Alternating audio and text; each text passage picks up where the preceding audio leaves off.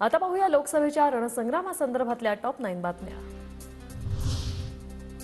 2019ला आदित्यला मुख्यमंत्री बनवून मी दिल्लीत जाईन असं फडणवीस म्हणाले होते। फडणवीसांनी मला माझ्या माणसांसमोर खोटं पाडलं, उद्धव ठाकरे यांचा दावा। उद्धव ठाकरे भ्रमिष्ट झाले, त्यांना वेड लागले असेल, मात्र मला वेड लागला नाही। आदित्यला मुख्यमंत्री सोडाच मंत्री सुद्धा बनवायचा प्रश्न नव्हता। ठाकरेंच्या दाव्यावर फडणवीसांची सडकून टीका। आमचे जुने मित्र उद्धव ठाकरेजी हे थोडे भ्रमिष्ट झाले आहेत। आज ते असं म्हणाले की देवेंद्र फडणवीसांनी मला सांगितलं होतं की आदित्य ठाकरेला मी मुख्यमंत्री करेन आणि मी दिल्लीमध्ये जाईन, पण त्या ठिकाणी मुख्यमंत्री तर सोडा मंत्री बनवण्याचा देखील विचार नव्हता। मी भ्रमिष्ट आहे की नाही हे लोक ठरवतील। अडीच वर्ष मुख्यमंत्रीपद ठरलं होतं। फडणवीस जनाची नाही तर मनाची लाज ठेवा। ठाकरेंचा फडणवीसांवर हल्लाबोल। तुमच्यानंतर आदित्य ठाकरेला पक्ष सांभाळायचा आहे, त्यामुळे ताला लढवा असं ठाकरेंना सांगितलं होतं। उपमुख्यमंत्री देवेंद्र फडणवीसांकडून स्पष्ट। मी त्यांना सांगितलं होतं की आदित्य ठाकरेला तुम्ही लढवा, कारण तुमचा पक्ष नंतर त्याला सांभाळायचा आहे, काहीतरी ट्रेनिंग त्याला मिळालं पाहिजे। ठाकरेंनी बंद दाराआड खूप मुलाखती दिल्या। खोटं बोला पण रेटून बोला ही उद्धव ठाकरेंची संस्कृती। मुख्यमंत्री शिंदेंची उद्धव ठाकरेंवर टीका।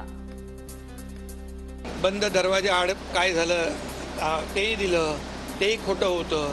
आता खोटं बोलण्याचं एक परिसीमा असते। खोटं बोला पण रेटून बोला। त्यांना मुख्यमंत्री व्हायचं होतं, ते शिवसेना भाजपच्या गठबंधनमध्ये मुख्यमंत्री त्यांना होता आलं नसतं, म्हणून त्यांनी खोटं सांगितलं। शब्द पाळला नसल्यास असं करणं चुकीचं। उद्धव ठाकरेंच्या दाव्यावर शरद पवारांची प्रतिक्रिया। त्यांचं दोघांचं काय ठरलंय मला माहिती नाही, पण ठरलं असेल तर ते फावलं नाही तर ते योग्य नाही। ठाकरेंना शिवसैनिकाला नाही आदित्यलाच मुख्यमंत्री करायचं होतं हे सिद्ध। उद्धव ठाकरेंच्या दाव्यानंतर अतुल भातखळकरांची टीका।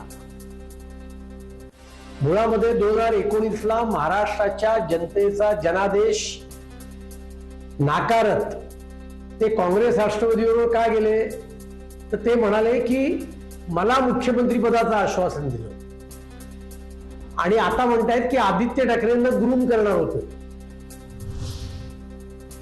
आता शिवसेनेत पडलेल्या फुटीमागे परिवारवाद होता हे सिद्ध झालं। त्यांच्या मनातलं चांदणं, स्वतःच्या मनातले मांडे आता ठाकरेंच्याच बोलण्यातून समोर आले। आशिष शेलारांचा उद्धव ठाकरेंवर आरोप।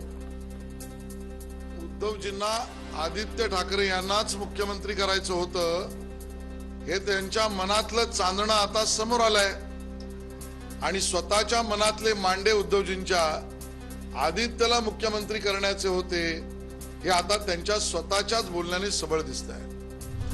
आदित्य ठाकरेंना मुख्यमंत्री कसं करणार, त्यांची कुवत होती का? उद्धव ठाकरेंच्या दाव्यावर प्रसाद लाड यांची टीका। खोटा बोलून ठाकरे भाजप नेत्यांना बदनाम करतायत असाही आरोप।